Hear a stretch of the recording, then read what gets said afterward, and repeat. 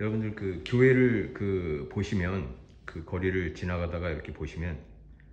그 교회 그 안내판에 무슨 교라고 써져 있을 것이고, 거기 보시면 루터교로 써져 있을 것이고, 또는 장로교,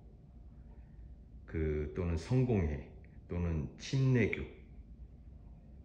또는 감리교, 성결교, 그다음에 오순절교, 오순절파, 그다음에 구세군, 이렇게 뭐 기타 등등 이렇게 써져 있을 겁니다. 그것이 이제 여러 가지 뭐 교파로 나뉘어 있습니다만, 자의적으로 그리스도를 따르는 그 사람들이 자의적인 깨달음에 의해서, 자기 스스로의 깨달음에 의해서 어떤 나름 어떤 부분을 뭐 중시한다든지, 뭐 그런 과정을 통해서 이렇게 교파가 나눠져 왔습니다. 물론 이제 카톨릭도 동방정교회와 카톨릭이 나뉘어지는 뭐 형태도 우리가 알 수가 있겠습니다만, 어쨌든 우리가 최근 개신교라고 불리는, 프로테스탄트라고 불리는 그 교파가 크게는 8개의 교파들이 있고, 이에 대한 뭐 해석들 또는 안내 서적들도 많이 나와 있는 것으로 알고 있습니다. 루터교라고 하는 것은 어떤 뭐 의식을 중시한다든지, 루터는 뭐 아우구스티누스 수도회에서 수사 신부였기 때문에 아무래도 더 카톨릭적인 뭐 형식적인 의식이라든지 이런 것을 뭐 중요시 했을 수도 있지 않을까, 이렇게 저는 뭐 개인적으로 생각을 합니다만, 그리고 뭐 장로교라고 하는 것이 이제 장로들에 의해서 뭐 실질적으로 운영되어 줄 수 있는 그러한 느낌으로, 뭐 이미지상으로는 뭐 그렇게 저희들이 뭐 느껴질 수가 있겠습니다만, 그 다음에 성공회라고 하는 것은 이제 뭐 카톨릭과 굉장히 흡사한 조직으로 불리워집니다만, 어쨌든 신부 로만 칼라를 지니고 의복을 통해서 뭐 카톨릭과 굉장히 유사한 것으로 우리가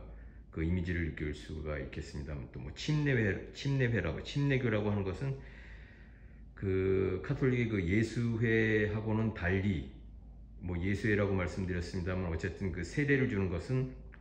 어린 아이들에게 세례를 주는 것을 좀 지양하고, 큰 다음에 정식적으로 세례를 준다든지 하는 그런 뭐 중심적인, 뭐 중요시하는 부분들이 조금씩 뭐 다릅니다만, 그런 뭐 침례교가 있고, 그 다음에 현재 김홍호 선생님께서 몸담았던 것으로 알고 있는 감리교,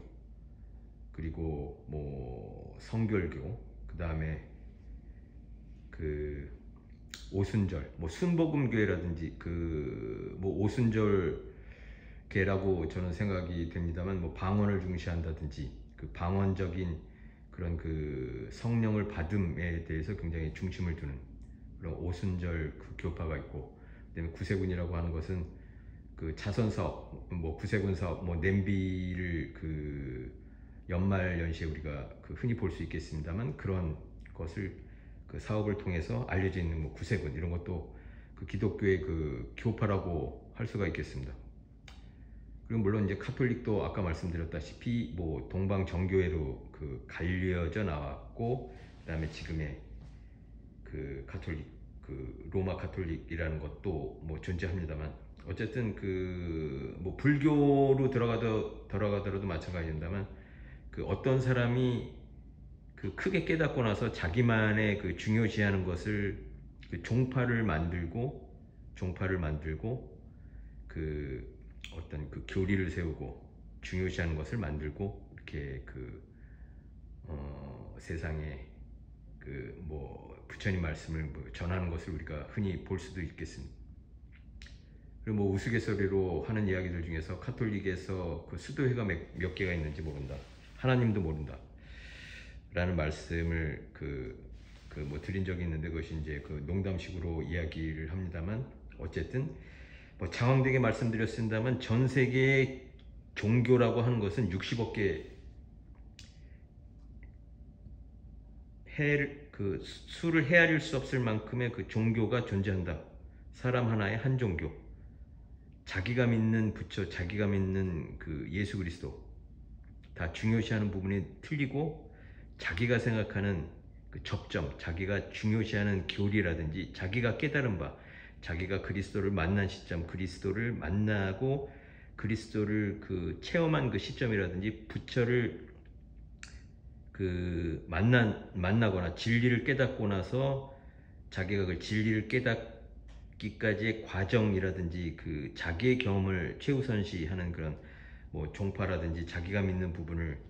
그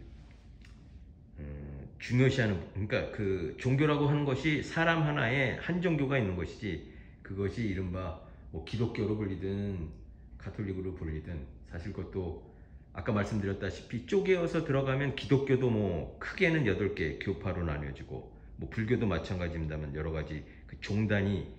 그 헤아릴 수 없이 그 많이 이루어지고 있고, 또 뭐 수도회, 뭐 가톨릭의 수도회도 마찬가지입니다만 그만큼 계속 부흥되고 일어나고 있습니다만, 다 크게 깨달았다고 외친 사람들이 다른 그 어떤 그 교단을 만들어서 그 자신이 그 믿는 그 종교를 좀 더 그 세분화되어서 세분화되어서 뭐 종교가 그 만들어져 있는 그 형태를 우리가 볼 수가 있습니다. 제가 이런 말씀을 드리는 것은 그 자기가 믿는 종교라는 것은 사실 그 허황된 것이죠. 그 허황됐다고 하는 것은 깊게 그 뿌리를 들여다보면, 현재 김홍호 선생님께서도 항상 그 뿌리에 대한 말씀을 하셨습니다만, 나무가 흙 속에 묻혀 있듯이 하나님은 보이지 않는 것이고 진리의 세계는 보이지 않는 것인데, 그 보이지 않는 세계에 대해서 이야기한다는 것 자체, 마치 보이듯이, 마치 존재하듯이, 그 하나님의 어떤 형상이 있듯이, 어떤 진리의 세계가 따로 있듯이, 진리를 깨달은 사람들은 그들만의 세계가, 그들만의 리그가 따로 있듯이 그렇게 알려져 있는 것 자체가 사실은 모순된 것이죠. 왜냐하면 보이지 않는 것에 대한 이야기를 하는 것이니까. 그래서 제가 항상 드리는 말씀이, 현재 김홍호 선생님께서도 하신 말씀이 4차원의 기독교, 4차원의 불교, 4차원의 뭐 현재 김홍호 선생님께서는 4차원의 기독교에 대한 말씀을 하셨습니다만, 저 같은 경우에는 뭐 불교도 마찬가지이고 4차원의 불교, 그 수많은 종단이 있고 그 많은 그 종이 있습니다만, 불교에서도 그것이 보이지 않는 뿌리와 같은 어떤 진리 자체가 숨겨져 있는데, 그것에 대한 이야기를 하는 방식이라든지 체험이라든지 자의적인 해석, 자의적인 체험, 자의적인 깨달음에 의해서 수많은 종단이 이루어지고, 다시 무리가 형성되어지고, 다시 부처가 왜곡되고, 다시 진리가 왜곡되고, 그 왜곡되었다가도 다시 깨닫고, 다시 그 부처의 깨닫는 그 마음속으로 다시 돌아가는 그 뭐 형태도 있을 거라고 생각합니다만, 어쨌든 보이지 않는 세계에 대한 이야기를 하는 것 자체가 바로 4차원에 대한 갈구함, 4차원에 대한 모든 그 종교의 갈구함이 있기 때문에, 그들의 그 어떤 의미에서는 그 궁극적인 그 깨달음의 스승이었던 예수 그리스도든 부처이든 나름대로의 체험과 경험을 통해서 자신들의 그 주변 사람들에게 전파해낸다. 그 오직 자기만의 진리가 옳은 것으로 착각되어질 수밖에 없는 것이죠. 보이지 않는 것에 대해서 이야기를 하다 보니까, 그 보이지 않는 것을 보였다고 이야기하는 것이, 보인다고 이야기하는 것이 교리이기 때문에 그 자체가 모순된 것이다. 교리 자체가 모순된 것이기 때문에, 그 어떠한 의미에서는 교리라고 이름을 부르고 만들어지는 순간에 사실은 그것은 그 어떤 진리의 세계에서는 멀어질 수밖에 없는 형태가 될 것이라고 생각을 합니다. 그래서 그 뿌리, 보이지 않는 그 나무가 뿌리를 감추고 있듯이, 그 보이지 않는 세계에 대해서 여러 가지 해석과 말들이 많다고 하더라도 그것은 다 허황된 것이요, 그 4차원의 세계에서 보면 3차원의 그 분별심의 세계가 아니라 그 위에서 그 공한 상태, 서로 그 통하는 상태에서 보면 그 모든 것이 사실 그 허황된 이야기로 우리가 들릴 수가 있겠다, 이렇게 생각을 합니다. 조금 그 허황된 말씀으로 생각되실지도 모르겠습니다만, 뭐 마태복음 2장 2절에 보면 그의 별을 찾아서 동방 박사들이 찾아오죠. 그리스도를 찾아오는. 그래서 최근에 그 학문적인 영역으로 보면 점성학인 거죠. 점성학. 일종의 점성학을 통해서 유대인의 왕을, 유대 민족의 왕을 찾아 나서고 그를 경배하러 나온 것이. 근데 우리가 여기서 간과해서는 안 될 것이, 우리들이 그 생각하고 있는 그 지점, 별을 통한 지점이라고 하는 것은 사실 굉장히 그 정확하리라고 생각을 합니다. 그때 동방 박사들이 어떠한 그 근거로 그 별을 찾아서, 물론 이제 그 별의 이끌림에 의해서 갔다라고 뭐 그 일반적으로 알려져 있습니다만, 그 우리나라도 사실 그 최근에 그 예전에 그 일식이 관측되어진 지점을 통해서 그 최근 그 뭐 연구자들에 의해서 나온 그 논문들이나 이런 그 학설들을 보면, 우리나라 그 고구려 백제 신라는 현재 한반도 내에 국한되어 있던 그 고구려 백제 신라가 아니었다. 뭐 이런 그 학설들이 최근 굉장히 유력한 정설로 나오고 있는 것으로 알고 있습니다. 그리고 중국 대륙 쪽에 고구려 백제 그 신라의 그 위치가,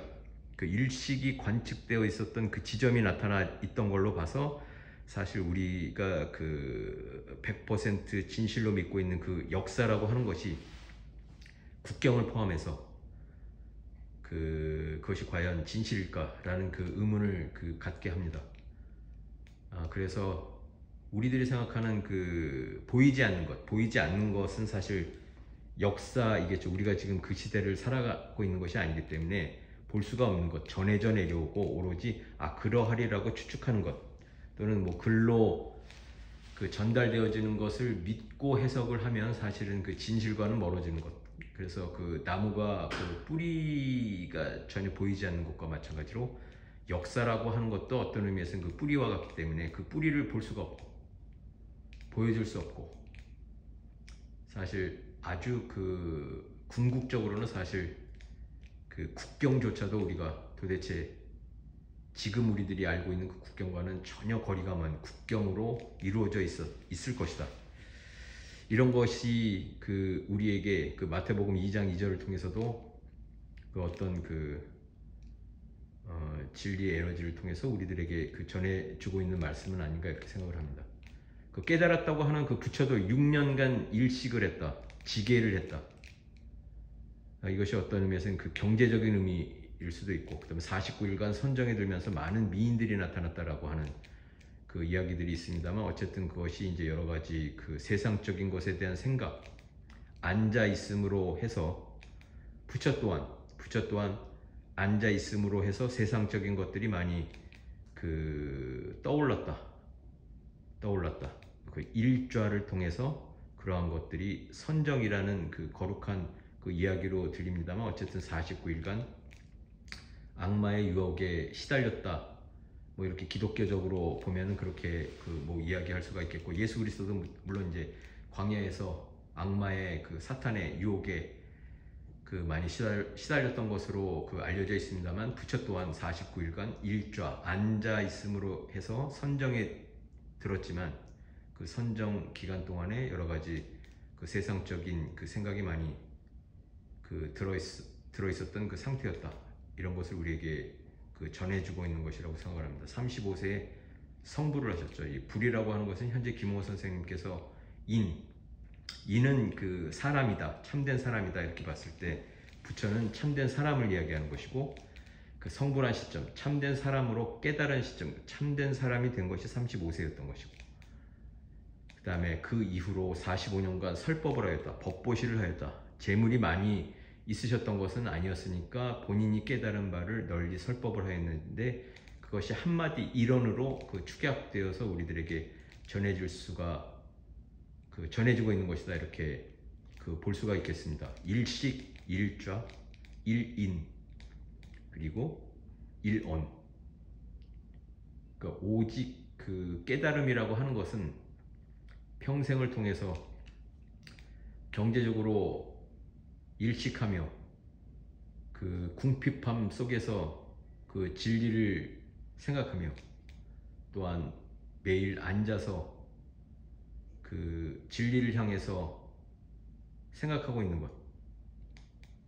그리고 그 참된 사람이 되는 것, 그리고 한마디 그 주변의 사람들을 위해서 큰 힘이 되는 말을 하든 아니면 뭐 재물적인 그 도움을 주는 것, 이것이 그 참된 사람의 일생이다, 이렇게 그 생각할 수가 있겠습니다. 물론 이제 화엄경에서 이야기하는 이 모든 그 삶이라고 하는 것이 그 마태복음에서 나오는 그의 별을 찾아, 그 유대의 그 왕이라고 불려졌었던 그 어린 아이, 그 갓난아기 그리스도를 향해서 동방박사가 찾아왔듯 그 위대한 그 인물, 위대한 부처, 위대한 그 인류의 그 스승이 태어났을 경우에는 별도 그가 태어난 지점을 그 가리킬 수밖에 없는 그러한 어떤 그 우주적인 그 힘이 그 뭐 성서를 통해서도 우리가 알 수 있다, 이렇게 생각을 하겠습니다. 오늘 뭐 여러 가지 뭐 말씀을 드렸습니다만, 기독교의 교파라고 하는 것, 그 다음에 불교의 종파라고 하는 것, 그 다음에 여러 가지 신흥 종교라든지 그 밖에 여러 가지 뭐 그 종교라고 불려지는 것들이 있습니다만, 결국은 깨달은 사람 하나의 그 교파, 깨달은 사람 하나의 그 한 종단이 그 이루어진다라고 하는 의미에서 보면 사실은 지금 인류에게는 60억 개의 그 종교가 존재하는 것과 마찬가지라고 생각합니다. 나 하나가 크게 깨달으면, 나 하나가 예수 그리스도를 만나면, 그래서 자기가 깨달은 깨달음, 그리고 자기가 만난 예수 그리스도를 주변 사람들에게 전하면서 행동으로 어떤 그 도움을 주는 것, 그 전체적인 삶 자체가 종교적인 삶이요, 하나의 종교요, 하나의 교파요, 하나의 종단이다, 이렇게 생각을 합니다. 그래서 현재 김홍호 선생님께서 말씀하신 그 4차원의 기독교라고 하는 것이 그 나무의 그 뿌리와 같은 각 그 종교라고 하는 것이 나무의 뿌리와 같이 보이지 않는 것이기 때문에, 그 하나님이 그 있다라고 이야기하는 순간, 하나님이 이렇다라고 이야기하는 순간, 또는 그 진리가 이렇다 이야기하는 순간, 또는 내가 하나님을 이렇게 만났다, 내가 예수 그리스도를 이러한 상태로 만났다라고 이야기하는 순간, 그것은 보여지는 세계가 되기 때문에, 그 보여지지 않는 뿌리가 종교인데 보여지는 그 현상 세계를 이야기하는 순간 종교하고는 멀어지기 때문에, 그 보이지 않는 그 뿌리와 같은 그 진리에 대한 추구를 계속 해야 된다. 그런 의미에서도 4차원의 그 기독교의 중요성, 그 뭐 기독교 앞에만 그 4차원의 기독교라는 말씀을 현재 김홍원 선생님께서 붙이셨습니다만, 견경회 그 회원들은 각자가 믿는 종교를 통해서 하나님께 기도하고 부처의 그 깨달음을 그 얻을 수 있는 그 어떤 그 행동이라든지 그런 것을 그 끊임없이, 그 어떤 종교를 믿고 있느냐와 상관없이 자신들이 믿는 종교를 통해서 끊임없이 그 별조차 숭배하고자 하는 그 성인들을 그 갓난아기에 이끌었던 그러한 힘, 에너지, 그러한 그 우주의 그 절대적인 그 에너지라든지 그 우리가 그 헤아릴 수 없는 그러한 것들을 통해서 오늘 우리에게 많은 것을 전해주는 것은 아닐까, 이렇게 생각을 합니다. 우리가 경제적으로 일식하고, 경제적이 아니라 정치적으로 일좌하고, 그 다음에 문화적으로 성불하고, 그 다음에 사회적으로 설법하는 순간, 그 삶 자체가 하나의 그 종교요, 그 교파요, 종단의 일환이다. 나 한 사람이 부처가 되는 것, 나 한 사람이 그리스도와 만나는 것, 나 한 사람이 예수 그리스도의 말씀을 전하는 것, 이것이 하나의 그 종단이 되는 것이요, 교파가 되는 것이요, 보이지 않는 그